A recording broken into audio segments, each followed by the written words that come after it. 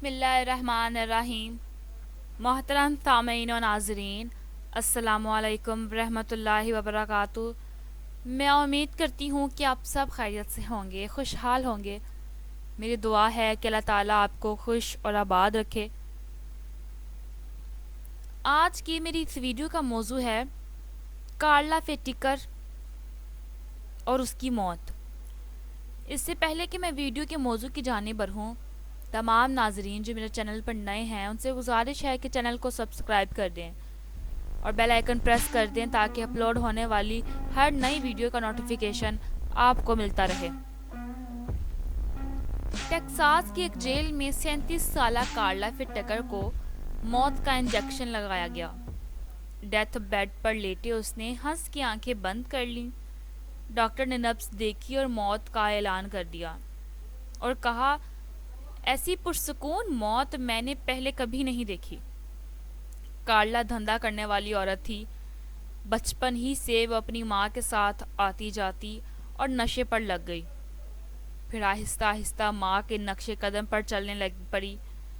10 سال بعد اسے خیال آیا کہ اسے اس دھندے کو چھوڑ کے کچھ اور کرنا چاہیے۔ سو اس نے اپنے بوائے فرینڈ کے ساتھ گاڑی چھیننے کی اسکیم بنائی اور موقع واردات پر مزاحمت ہوئی۔ کارلا اور اس کے بوائے فرینڈ نے امریکی جوڑے کو گھبرا کے قتل کر دیا۔ کچھ دنوں بعد دونوں پکڑے گئے اور عدالت نے سزائے موت سنا دی۔ پھر اپیلوں کے چکروں میں کافی عرصہ گزرتا گیا۔ اس دوران جیل کے عملے نے دیکھا کہ کارلا، جو کہ شرابی اور بد زبان عورت تھی، اس نے اچانک سب کچھ چھوڑ کر بائبل کی اسٹڈی شروع کر دی۔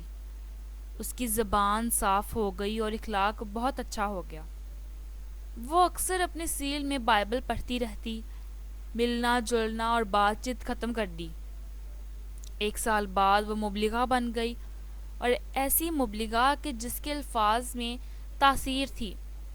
اس نے جیل میں ہی تبلیغ شروع کر دی، عبادت و ریاضت کو اپنا معمول قرار دے دیا اور جیل میں کئی لوگوں کی زندگیاں ہی بدل ڈالیں۔ وہ لوگ جو اسے قاتلہ اور سنگدل کہتے تھے، وہ اس کے پیچھے چلنے لگے اور جیل میں ایک روحانی انقلاب آ گیا۔ اس بات کی خبر جب میڈیا کو پہنچی تو وہ جیل پر ٹوٹ پڑے۔ پھر ہر اخبار میں کارلا کی ہیڈ لائن لگی۔ ہر شخص نے اس کے فوٹو اٹھائی اور اسے معاف کرنے کے لیے مظاہرے ہونے لگے۔ حقوق انسانی کی تنظیموں نے امریکہ میں کارلا بچاؤ تحریک شروع کر دی اور احتجاج یہاں تک بڑھا کہ زندگی میں پہلی بار پوپ جان پال نے عدالت کو سزا معافی کی باقاعدہ درخواست دے دی، لیکن عدالت نے ٹھکرا دی۔ سزائے موت سے 15 دن قبل کنگلیری نے CNN کے لیے اس کا انٹرویو جیل میں کیا۔ اس انٹرویو کے بعد پورے امریکہ نے کہا کہ نہیں، وہ قاتلہ نہیں ہے، یہ معصوم ہے۔ لیری نے پوچھا، تمہیں موت کا خوف محسوس نہیں ہوتا؟ کارلا نے پرسکون انداز میں جواب دیا، نہیں، بلکہ میں اس رب کو ملنا چاہتی ہوں جس نے میری پوری زندگی ہی بدل دی۔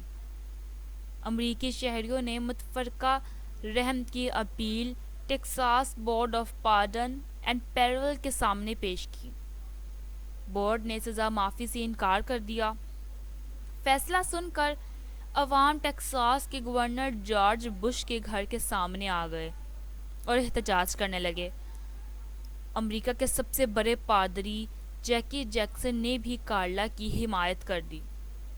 بش نے درخواست سنی اور فیصلہ کیا کہ مجھے کارلا اور جیکی جیکسن سے ہمدردی ہے، لیکن مجھے گورنر قانون پر عملداری کے لیے بنایا گیا ہے، سزا معاف کرنے کے لیے نہیں۔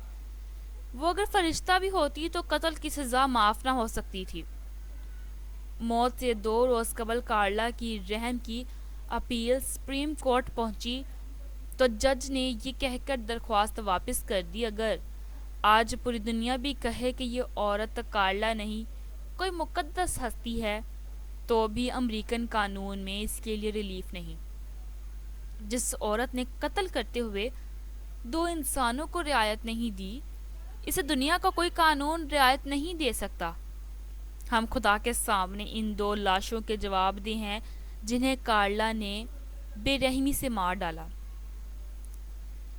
جب میں یہ سوچتی ہوں کہ وہ کیا معجزہ ہے جو امریکہ جیسے بیمار اور سڑے ہوئے معاشرے کو زندہ رکھے ہوئے ہے، تو مجھے حضرت علی رضی اللہ عنہ کا وہ قول یاد آ جاتا ہے کہ معاشرے کفر کے ساتھ زندہ رہ سکتے ہیں لیکن ناانصافی کے ساتھ نہیں۔ لیکن اب جیسا کہ ہمارا معاشرہ جو کہ ایک مسلم معاشرہ ہے، یہاں پر تو انصاف کو بالا تر ہونا چاہیے، لیکن نہیں، ایسا ہرگز نہیں ہے۔ یہاں پر امیروں کو معاف کر دیا جاتا ہے جبکہ غریبوں کو ان کے گناہوں کی سزا دی جاتی ہے۔ جیسے کہ اب شاہ زیب کا مرڈر جو کہ ایک بہت ٹرینڈنگ کیس رہ چکا ہے، شاہ زیب کے قاتلوں کو رہا کر دیا گیا ہے۔ یہ قتل کیوں ہوا تھا یہ میں آپ کو بتاتے چلوں کہ 24 دسمبر کی رات کو شاہ زیب خان کی سسٹر کا ولیمہ تھا۔ جب اس کی بہن واپس اپنے ولیمے سے واپس آ رہی تھی تو راستے میں ہی غلام مرتضیٰ لشاری نے اس کے ساتھ زیادتی کی، اسے ہریس کیا، اور اسی کے ساتھ اس کے کچھ دوست بھی ملے ہوئے تھے، جس کا نتیجہ یہ ہوا کہ شاہ زیب اور اس غلام مرتضیٰ لشاری کے دوستوں کے ساتھ ان سب کی لڑائی ہو گئی۔ جب لڑائی ختم ہوئی تو غلام مرتضیٰ لشاری اور شارخ جتوئی نے مل کر شاہ زیب کا پیچھا کیا اور اسے قتل کیا۔ اس دوران ان دونوں قاتلوں کو اریسٹ تو بالکل نہ کیا گیا۔ ایسا ہوا کہ شارخ جتوئی دبئی چلا گیا۔ جب بہت زیادہ پبلک کی ڈیمانڈ پر کیس درج کرنے کی درخواست کی گئی تو کیس درج ہوا، لیکن ان قاتلوں کو باعزت رہا کر دیا گیا۔ اب میں آپ سب سے پوچھتی ہوں، کیا یہ ایک مسلم معاشرہ ہے جس میں انصاف کو مد نظر رکھا ہی نہیں جا رہا؟ بے شک یہ ایک مسلم معاشرہ ہے، لیکن اس مسلم معاشرے میں انصاف کہیں نہیں ہے، تو پھر کیا یہ ایک مردہ معاشرہ ہوا؟ میں بہت معذرت خواہ ہوں کہ مجھے اپنے معاشرے کے لیے مردہ لفظ یوز کرنا پڑ رہا ہے، لیکن ہمارے معاشرے میں جب انصاف ہی ختم ہو چکا ہے تو کیا یہ معاشرہ ایک زندہ معاشرہ ہے جس میں صرف امیروں کو رہا کر دیا جاتا ہے جبکہ غریبوں کو سزا دے دی جاتی ہے؟ ناظرین، میں معذرت خواہ ہوں کہ اگر آپ کو میری اس پوری ویڈیو میں کہیں پہ بھی میری غلطی نظر آئی ہو تو معذرت، اور اگر ویڈیو اچھی لگی ہو تو لائک، شیئر اور کمنٹ ضرور کیجیے گا، اور چینل کو سبسکرائب کر دیجیے گا تاکہ اپلوڈ ہونے والی ہر نئی ویڈیو کا نوٹیفیکیشن آپ کو ملتا رہے۔ اپنی دعاؤں میں یاد رکھیں۔ اللہ حافظ۔